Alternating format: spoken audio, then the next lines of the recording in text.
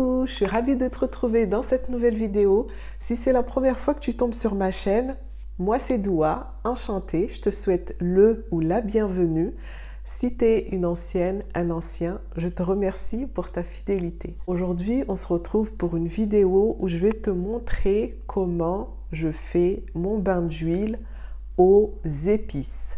Donc, les épices, chez moi, dans ma langue maternelle, à Mayotte, on appelle ça masala. Le mot masala, ça signifie épices. C'est pour ça que j'ai appelé ce bain d'huile au masala. Alors, cette vidéo, je te l'avais promis dans une précédente vidéo, donc si tu ne l'as pas vue, je te la mettrai dans la barre de description et je t'invite fortement à aller la voir. Donc, passons tout de suite à la recette. Pour faire cette recette, tu auras besoin de 2 ustensiles.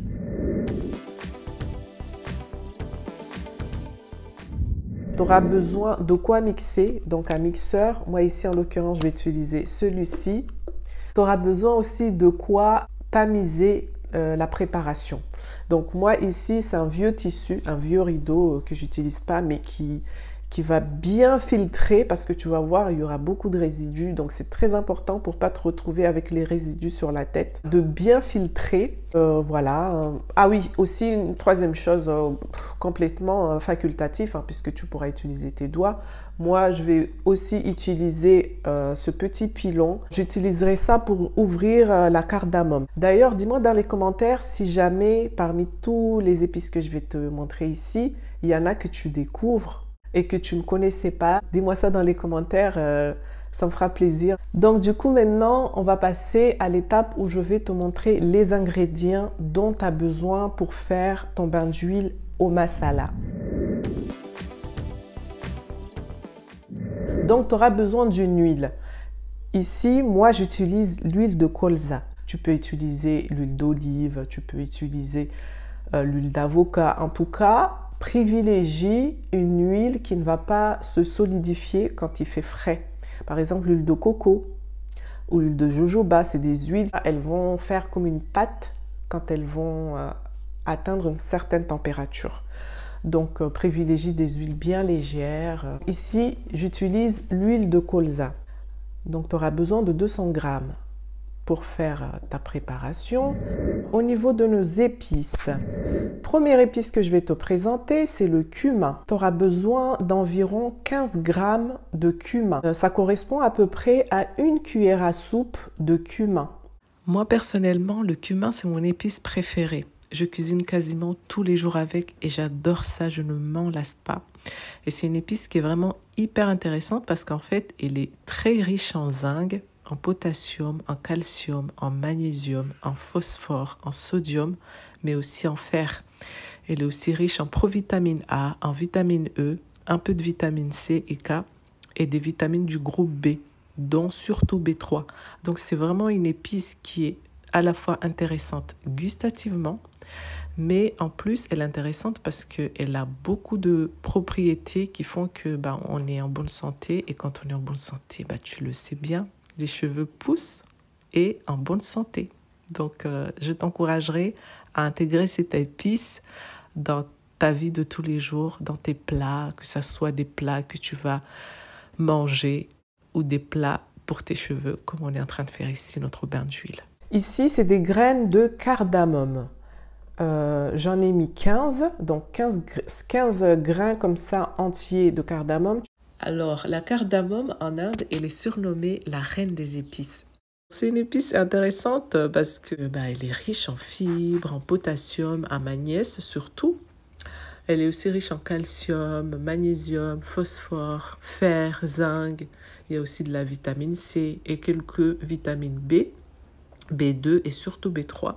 Elle est aussi antioxydante, donc c'est vraiment une épice hyper intéressante à avoir dans son placard des épices. Alors moi, je te suggère d'acheter la cardamome verte. C'est selon moi la plus intéressante parce qu'il y a la cardamome noire, mais celle-là, elle est beaucoup plus grosse et surtout, elle est beaucoup plus forte. Et pour avoir fait l'expérience avec la cardamome verte, je sais qu'elle envoie déjà pas mal au niveau des arômes. Là, c'est quelque chose, ça envoie du lourd, donc je n'ose même pas imaginer la noire. J'ai jamais testé, mais pourquoi pas un jour. Mais surtout, ce que j'aimerais que tu retiennes, c'est qu'il ne faut surtout pas acheter la cardamome blanche. Celle-là, elle est vraiment à proscrire car sa décoloration est issue d'un traitement. Donc, soit tu choisis la verte. Pour moi, c'est celle-là que je choisis à chaque fois. Ou sinon, bah, tu peux prendre la noire, mais surtout pas la blanche. Ensuite, tu auras besoin de 20 coups de girofle.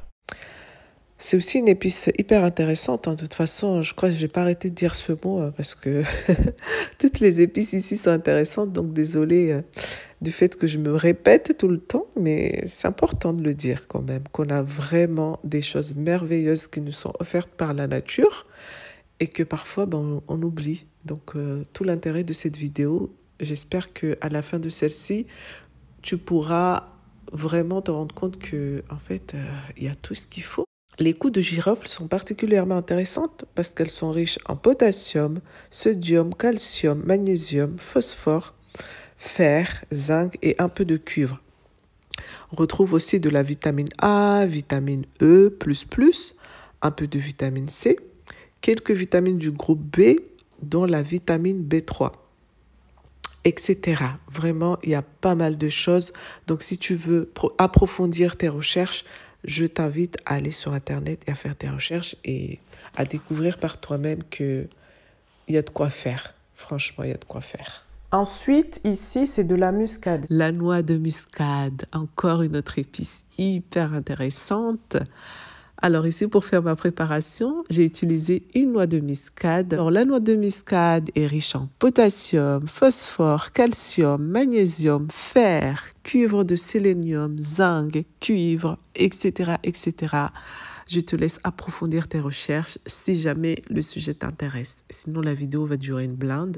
Et pour finir, tu auras besoin de cannelle. Ça correspond à peu près à, je dirais, un doigt. Je sais pas comment expliquer ça autrement.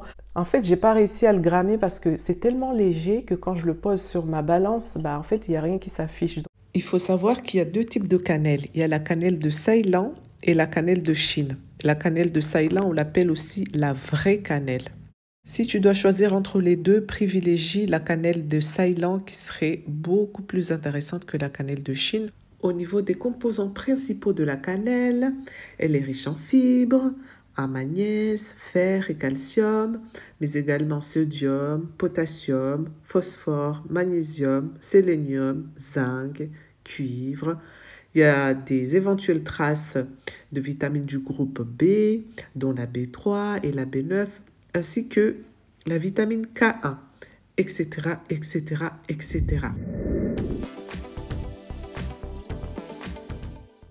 Là, je vais commencer par la cannelle, je vais la couper un tout petit morceau.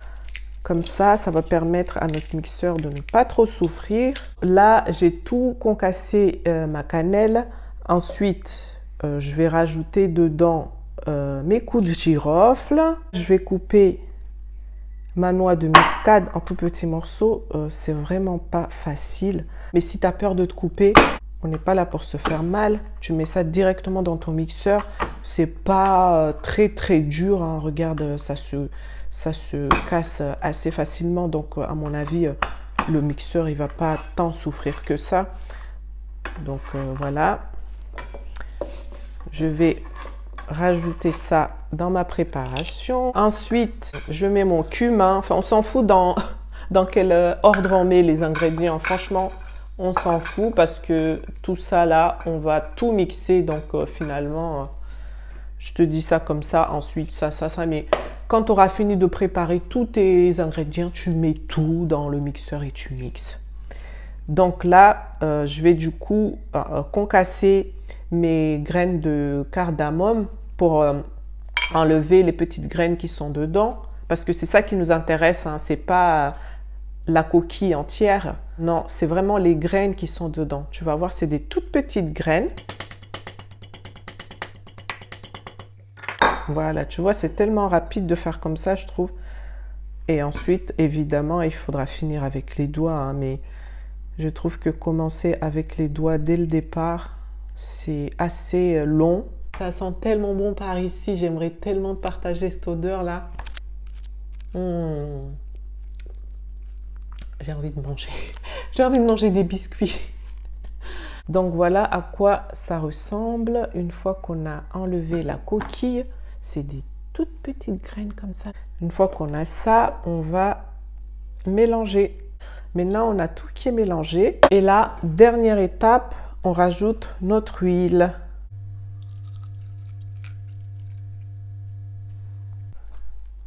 Prochaine étape, on mixe.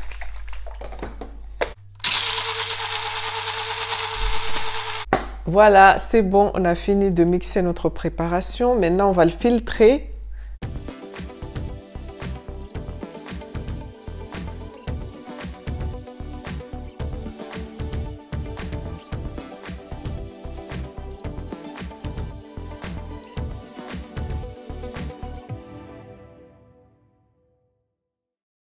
Donc, notre huile est finie. On va du coup pouvoir le conserver dans une bouteille. Moi, je vais utiliser celle-ci.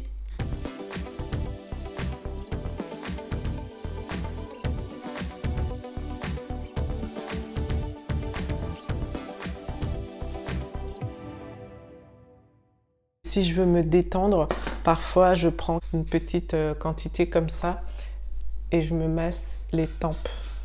Voilà, comme ça. Tranquille. Souvent, c'est juste avant d'aller au lit. Ça me détend et ça m'aide à m'endormir. Ça favorise la pousse des cheveux. Quand on dort bien, les cheveux poussent bien. On est en bonne santé. Donc, tout va bien. Si jamais tu veux utiliser cette huile pour un autre usage que pour faire des bains d'huile, sache que c'est tout à fait possible et ça fait du bien. Par contre, assure-toi de ne pas avoir d'allergie ou de ne pas être intolérant face à n'importe quelle de ces épices, mais sinon tu peux en retirer certaines si elles ne te plaisent pas et en rajouter même si tu veux. Moi personnellement, c'est une huile que j'utilise en moins de 2 semaines, c'est fini. Genre là, je vais utiliser, il va en rester un peu et après, la semaine d'après, je vais l'utiliser et il n'y en aura plus. Je la conserve au frigo, je crois que tu peux la conserver entre 3 et 4 semaines. Au-delà, je crois que au niveau de ce que tu pourras en tirer comme actif pour faire pousser tes cheveux, peut-être il ne restera pas grand-chose. Donc en tout cas, j'espère que cette vidéo t'aura plu. Si c'est le cas, n'hésite pas à me le faire savoir avec un pouce en l'air et à mettre en commentaire si jamais tu as des questions, des subjections. Je suis preneuse du moment que ça reste dans la bienveillance. On est là pour s'entraider, à avancer, à aller vers quelque chose qui nous fait du bien à nous tous. Donc, sois la bienvenue dans l'espace commentaire. Une chose très importante que j'aimerais te dire avant de te quitter, retiens juste que tous ces ingrédients que j'ai utilisés ici, ça va t'aider à faire pousser tes cheveux. D'ailleurs, n'hésite pas à me le dire dans les commentaires. Si cette vidéo t'aura aidé, n'hésite pas à partager la vidéo à une personne à qui tu crois que ça pourrait l'aider. Et moi, pendant ce temps-là, je te dis, prends soin de toi. Je te fais de gros bisous et je te dis à une prochaine vidéo. Ciao, bye!